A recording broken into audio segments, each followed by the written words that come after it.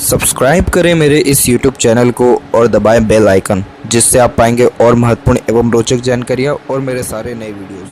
नमस्कार दोस्तों, भगवान आप सभी का भला करे और आपके सारी इच्छाएं मनोकामनाएं पूरी हों। दोस्तों, आज मैं आप सभी को इस हाथ से रिलेटेड महत्वपूर्ण जानकारी व्यक्त करूंगा और यहाँ पर आपकी जो क्वेरी है उसका आंसर देने के बाद ओवरऑल पाम रीडिंग पर आएंगे। तो पहला प्रश्न आपका यहाँ पर यह है कि स्वास्थ्य संबंधी विषय को लेकर के बहुत ज़्यादा तकलीफ चिंता रहती है, हीमोग्लोबिन का प्रॉब्लम देखने को मिल रहा है। ये जो प्रॉब्लम होता है ये खून संबंधी और जीवन ऊर्जा संबंधी होता है और इसका सीधा का सीधा तात्पर्य या मतलब शुक्र से होता है। और इनके हथेली में जो शुक्र का स्थान है वो बहुत ज़्यादा कमज़ोर है। शुक्र की स्थिति जब भी कमज़ोर होती है तो जीवन में कहीं ना कहीं नीरस होने की भावना अथवा सांसारिक सुख को त्याग करने की चेष्टा भी उत्पन्न होने लगती है। लेकिन यहाँ पर ये बात की है। पहली बात इसमें यह होता है कि शुक्र पर्वत जब भी दबते हैं या अंदरूनी मंगल पर्वत भी थोड़ा बहुत जब भी दबते हैं तो शारीरिक कष्ट, पीड़ा, तकलीफ़ों को इसलिए बढ़ा देते हैं क्योंकि रोग प्रतिरोधक क्षमता कम हो जाती है। मंगल हमारे अंदर रोग प्रतिरोधक क्षमता के सबसे महत्वपूर्ण कारक होते हैं। वैसे ही शुक्र यहाँ पर जीवन में हील होने के कारक होते हैं। हील का तात्पर्य होता है कि जब भी हमारे जीवन में किसी भी तरह की नकारात्मक ऊर्जा बढ़ती है तो उसमें जब भी कोई ग्रह सुधार कर पाते हैं तो वो सबसे पहले शुक्र ही होते हैं। और शुक्र अगर हथेली में, कुंडली में अच्छी स्थिति में है तो ऐसे जातक जीवन भर किसी भी तरह के बहुत बड़े कष्ट परेशानी में नहीं आते हैं। लेकिन यहाँ पर शुक्र ही कमज़ोर हो गए हैं तो इसका तात्पर्य यह है कि आपने शारीरिक मेहनत तो बहुत ज़्यादा की है अपने जीवन में, लेकिन उन सब के बावजूद भी जो ये प्रॉब्लम आपको हो रहा है ये शुक्र के कारण ही हो रहा है। इसका जो रेमेडी है वो ये है कि शुक्र से बनी चीज़ों को आपको अपने खाने में ज़्यादा सेवन करना चाहिए। जैसे शुक्र के सबसे प्योर कारक होते हैं दही, और योगर्ट करके भी दही का और रिफाइंड फॉर्म होता है, दही, घी, ये सारी चीज़ें शुक्र के अतिरिक्त आती है। किशमिश का पानी भी पी सकते हैं या किशमिश के पानी को दूध में मिला करके भी आप पी सकते हैं। तो इसमें जो दूध भी है और किशमिश भी है ये भी शुक्र के ही कारक है। तो इससे क्या होगा कि ये जब सेवन आप करेंगे तो इस कंडीशन में जो स्वास्थ्य संबंधी तकलीफ या हीमोग्लोबिन की मेनली जो प्रॉब्लम है वो कहीं ना कहीं सॉल्व होती हुई आपको दिखाई देगी 3 मंथ के अतिरिक्त।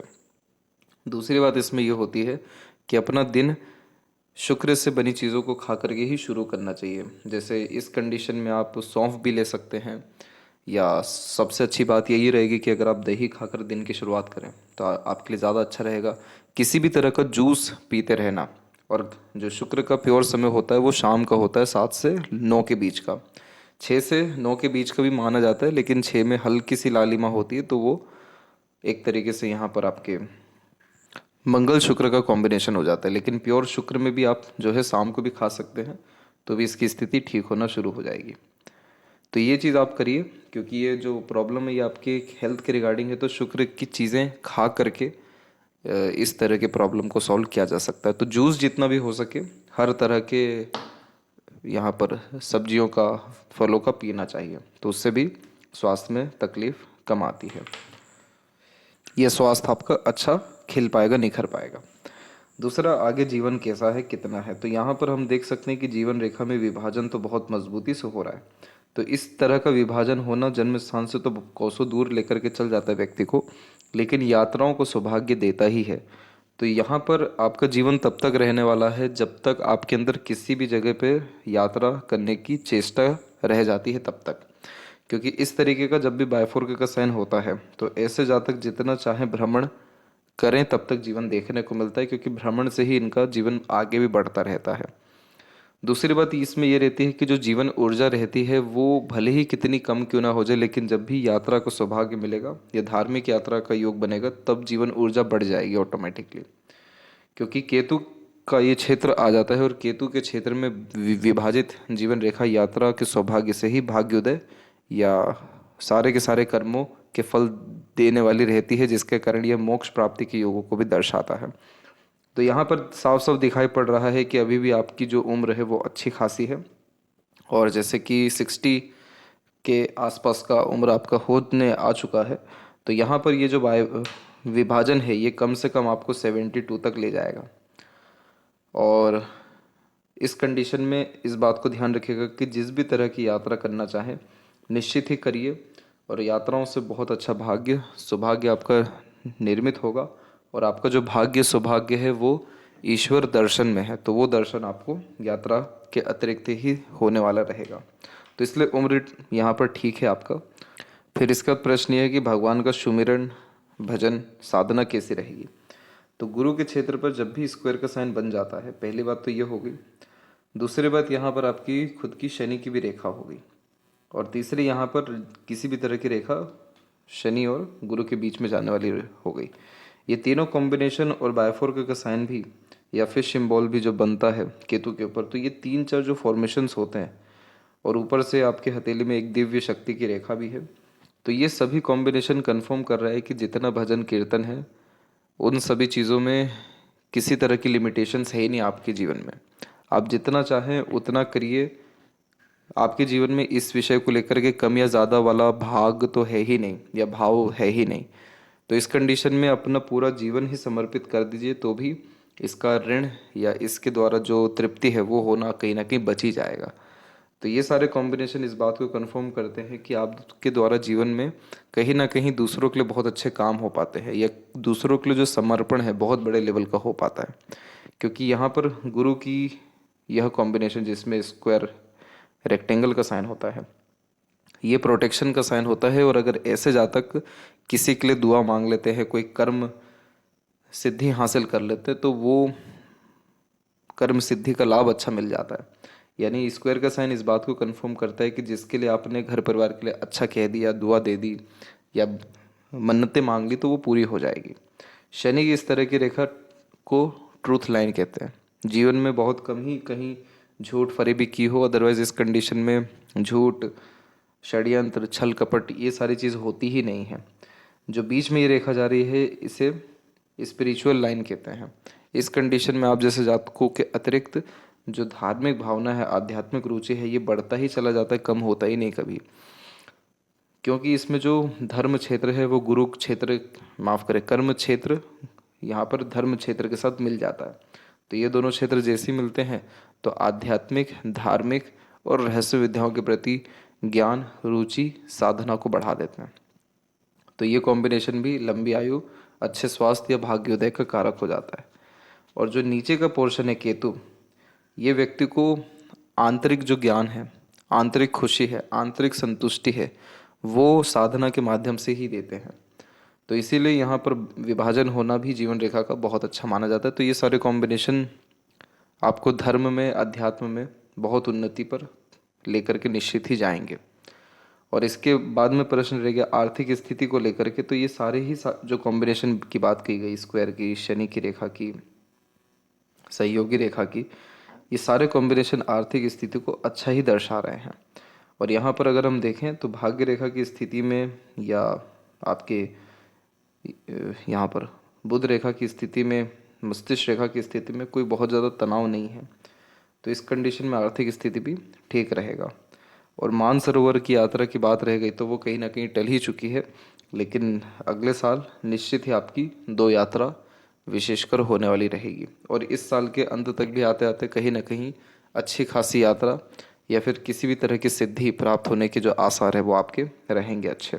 उसके पीछे रीज़न सिर्फ ये है कि विभाजन जो हो रहा है ये यात्रा को सौभाग्य देते हैं, और ये विभाजन 60 की उम्र में ही करेक्टली हो रहा है। और आपका 60 का उम्र इस साल तकरीबन अक्टूबर सितंबर के आसपास में बैठेगा। तो इसीलिए इसके बाद से जो यात्राएं हैं बहुत अच्छी होना शुरू हो जाएगी। तो अब यहाँ पर आते हैं पूरे हथेली के विवेचन के ऊपर में। तो यहाँ पर देख सकते हैं कि जो फिंगर की लेंथ है पूरे पाम के कंपैरिजन में थोड़ी शॉर्ट है। तो इस कंडीशन में बहुत जल्दी में निर्णय लेना, जल्दी में काम करना, चुस्ती स्फूर्ति जीवन में हमेशा बरकरार रखना, जो भी सोचा है उसके ऊपर बहुत जल्दी निर्णय ले लेना, और पहले किसी भी तरह का कर्म करना उसके बाद सोचना, ये भी एक आदत में देखने को मिलता है। यहाँ पर क्या हो गया कि एक तो फिंगर के बीच में गैप हो गया जो एक व्यक्ति को इंडिपेंडेंट नेचर देता है, स्वतंत्र स्वभाव का बनाता है। तो बहुत ज़्यादा रिस्ट्रिक्शंस में या किसी से दब करके या किसी के अनुसार चलने की आदत नहीं होती। आप जैसे जातक वो होते हैं जिनको जिद या हट से तो कोई भी काम कराया ही नहीं जा सकता, लेकिन धर्म के नाम से किसी भी तरह का काम कराया जा सकता है। वो कॉम्बिनेशन यहाँ पर डेवलप है और ये अधिक खर्चीले स्वभाव के व्यक्तित्व को भी व्यक्त करता है। जो यहाँ पर आपकी बुध की उंगली है, इसकी लंबाई की अगर हम बात करें तो बहुत कोई ख़राब नहीं है, ठीक स्थिति में है। तो बोलचाल की कला, सीखने समझने की योग्यता ठीक रहने वाली है। अपने बात को स्पष्ट रूप से कह पाने में, समझा पाने में भी आप यहाँ सक्षम रहेंगे। पहला तो ये कॉम्बिनेशन है, दूसरा विष्णु सिंबल भी है।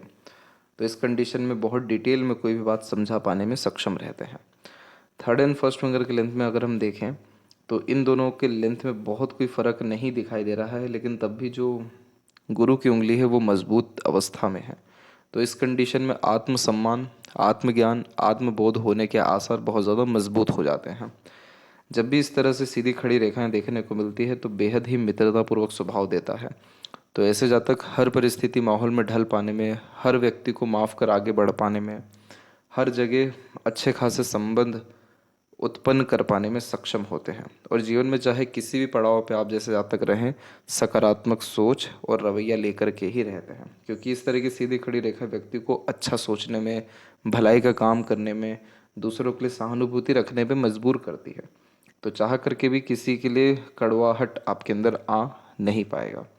फिंगर के जो यहाँ पर नोट्स हैं वो यहाँ डेवलप ठीक जा रहे हैं। तो स्पष्टवादी किस्म का व्यक्तित्व यह उत्पन्न करता है, लेकिन इसमें जो बीच बीच में रेखा आप देख रहे हैं हल्की हल्की, ये कन्फ्यूज़न या डाउट इसलिए क्रिएट कर रही है क्योंकि एक तो सूर्य और बुध ये दोनों पर्वत थोड़े थोड़े दबे हुए हैं। तो कहीं ना कहीं स्पष्टवादी व्यक्तित्व है, लेकिन अपने बात को रखने में कहीं ना कहीं कॉन्फिडेंस की कमी होना, हिचकिचाहट, घबराहट होना या दूसरों को तवज्जो ज़्यादा दे देना, ये सारे कॉम्बिनेशंस हैं। फिंगर के जो फैलेंजेस है वो सामान्य अवस्था में है, लेकिन जो अंदरूनी मंगल या शुक्र है वो बिल्कुल ठीक नहीं है। तो इस कंडीशन में जो एक तरीके से योगा खासकर जो शुक्र से रिलेटेड होता है वो भस्त्रिका होता है। भस्त्रिका और कपालभाति ये प्योर शुक्र के ही यहाँ पर योगा होता है। और इसका जो जोन पड़ता है, भस्त्रिका आप करिए या कपालभाति, इसका जोन भी किडनी के आसपास में ही पड़ता है। जो इसका असर है पूरा वहीं पे जाता है। तो ये आप एक योगा अगर करें नित्य रूप से तो आप देखेंगे कि आपके जीवन में ऊर्जा एक तो बढ़ रही है, पाचन तंत्र भी मजबूत हो रहा है, स्वास्थ्य के विषयों में सुधार बहुत जल्दी से आने लग रहा है। और इन सारी चीज़ों से जो जीवन ऊर्जा है या जो एक तरीके से फोकस है वो भी आपका बढ़ रहा है। शुक्र किसका कारक है? शुक्र परिवार का कारक है। जीवन में तमाम तरह की सुख सुविधा, रईसी या समृद्धि का कारक है। ये सारी चीज़ भी बढ़ना शुरू हो जाएगी या चेहरे की रौनक बढ़ना शुरू हो जाएगी। मंगल यहाँ पर रोग प्रतिरोधक क्षमता के साथ साथ जीवन ऊर्जा के साथ साथ आपका जो फोकस है किसी भी काम को लेकर के उसको इनक्रीज कर देंगे। तो लाइफ में एक सिक्योरिटी मेंटेन हो जाएगा कि जब तक कोई काम पूरा ना हो तब तक चैन की सांस नहीं लेंगे। तो मंगल आपको फिर हेल्प करेंगे आपका किसी भी तरह का इच्छा मनोकामनाओं की पूर्ति कराने के लिए। तो योगा से भी इस तरह के लाभ लोगों को देखने को आए हैं और आपको भी निश्चित रूप से आएगा। थंब का जो साइज़ है वो बिल्कुल ठीक है, बहुत ज़्यादा लंबाई में या बहुत कम लंबाई चौड़ाई में ये नहीं है, सामान्य अवस्था में है। तो सीखने समझने बातों को याद रखने की योग्यता आपके अंदर ठीक रहने वाली है। आपके जो पहला पोर है वो ज़्यादा विकसित है, तो आपके अंदर इच्छा शक्ति बहुत प्रबल है और आप अपना जीवन तब तक जिएंगे जब तक आपके अंदर किसी भी तरह की इच्छा रह जाती है। यही आपको अभी केतु के क्षेत्र में या जीवन रेखा के अंत में बताया गया कि जब तक यात्रा कोई भी आपकी रह गई है तब तक जीवन आपका अच्छे से दौड़ता रहेगा। जब भी हथेली में लंबाई ज़्यादा देखने को मिलती है तो ऐसे जातक बहुत ज़्यादा ही सोचने विचारने वाले या हर बात के जड़ तक जाने वाले या बहुत ही एक तरीके से डिटेल में अपने बात को रख पाने में सक्षम होते हैं। ऐसा इसलिए होता है क्योंकि ऐसे जातक चिंतन मनन अध्ययन ज़्यादा करते हुए देखने को मिलते हैं, इसलिए हर एक विषय के बारे में पर्याप्त ज्ञान या अधिक ज्ञान रखते हुए भी देखने को मिलते हैं। इस तरह का योग बहुत ही व्यक्ति को भावुक, दयालु, कृपालु और हमदर्द बनाता है। हमदर्द का तात्पर्य यह होगा कि अगर इनको पता चलेगा कि किसी सामने वाले व्यक्ति के जीवन में तकलीफ है तो अपनी तकलीफ छोड़ के उसकी तकलीफ को अपनी तकलीफ मानेंगे या उनकी तकलीफ़ों को कम करेंगे। तो जो लोग अपने लिए कम दूसरों के लिए ज़्यादा एफर्ट अपने लाइफ में डालते हैं उनकी हथेली में लंबाई ज़्यादा देखने को मिलता है और बिना सोचे समझे किसी की भी मदद करने के लिए उतारू होते हैं, उनमें फिंगर ऐसी शॉर्ट हो जाती है। गुरु की स्थिति में जैसा कि हमने देखा कि स्क्वायर का साइन है, वैसे ही इस तरह की जो प्रोग्रेस लाइंस होती है ये आध्यात्मिक ऊर्जाओं को बढ़ाते रहती है। आप जैसे जातक वो होते हैं जो बहुत सारे शक्तियों से मिल चुके रहते हैं, शक्तियाँ देख ली होती है, लेकिन वो जैसे जैसे ये सारी चीज़ देखते जाते हैं वैसे वैसे और इच्छाएं बढ़ती चली जाती हैं कि ये तो बहुत कम है और देखना बाकी है। तो इस कंडीशन में यह इच्छाओं में कभी भी कमी नहीं होने देता, इसलिए यह बहुत महत्वाकांक्षी, यह जीवन में बहुत जुनून के साथ किसी भी तरह के काम को करने की योगों को दर्शाता है। इसके अलावा जो स्क्वायर का साइन है ये इस बात को कन्फर्म करता है कि जीवन में आपके कर्म, धर्म, अध्यात्म के द्वारा बहुत लोगों को मदद मिला है और आगे भी मिलता रहेगा। इसीलिए आपका दुआ, आपका किसी भी तरह से आशीर्वाद दूसरों को बहुत ज़्यादा लगेगा या फरेगा। इस कंडीशन में किसी भी तरह का अगर आपके पास ज्ञान हो तो छुपाना नहीं चाहिए, बड़ी सरलता से दूसरों को दे देना चाहिए या फिर हमेशा अपने ज्ञान को प्रदर्शित करते रहना चाहिए। तो इससे जो गुरु का जो एक प्रकार से कर्ज है, कर्ज यानी जो कर्म पेंडिंग है, वो सब क्लियर होना शुरू होता है। तो एक तरीके से सुकून, संतुष्टि बढ़ना शुरू होता है। तो अगर आप अपने ज्ञान को नहीं किसी के सामने बता पा रहे हैं तो कम से कम लिख करके रख दीजिए। तो उससे भी क्या रहेगा कि जो गुरु की योग्यताएं हैं वो मजबूत हो जाएगी या फिर इसका लाभ आपको मिल पाएगा। शनि की स्थिति की बात करेंगे तो शनि पर यह रहा कि जो मेन आपकी जीव आपकी भाग्य रेखा थी वो हृदय रेखा पर रुक गई और दूसरी भाग्य रेखा यहाँ पर आ गई। तो इस कंडीशन में क्या होता है कि जीवन में बहुत सारे काम बनते बनते रुक जाते हैं, बिगड़ जाते हैं या रह जाते हैं और अचानक से कोई दूसरा तरह का काम या इच्छा मनोकामना की पूर्ति हो जाती है। तो जिस विषय को लेकर के बहुत ज़्यादा सोचा विचारा या मेहनत किया या बहुत ज़्यादा चिंतन मनन किया, वो काम कहीं ना कहीं पूर्णतः हो नहीं पा रहा है या हो नहीं पाया। और जिस विषय में बहुत ज़्यादा सोचा विचारा नहीं, वो काम होता दिखाई दे रहा है। तो जब भी इस तरह के कोई कॉम्बिनेशन होते हैं तो इस कंडीशन में बहुत ज़्यादा भावुकता पूर्वक निर्णय लेने से बचना चाहिए, बहुत ज़्यादा भावनाओं में बह कर के काम करने से बचना चाहिए। अपने अंदर थोड़ी कठोरता लेकर के आनी चाहिए। और इस कंडीशन में इमोशनल डिस्टर्बेंस बहुत होता है, बहुत बार खुद पछतावा भी होता है कि कहीं गलत निर्णय तो नहीं ले लिया, किसी के साथ बुरा तो नहीं कर लिया, किसी का दिल तो नहीं दुखा लिया। तो जो सच है उसी के साथ में रहना, जो धर्म है उसी के साथ में रहना इस भाग्य रेखा को बढ़ाएगा। और ये भाग्य रेखा जैसे ही बढ़ेगा तो सारे कर्म से खुशी या संतुष्टि आपको देखने को मिलेगा।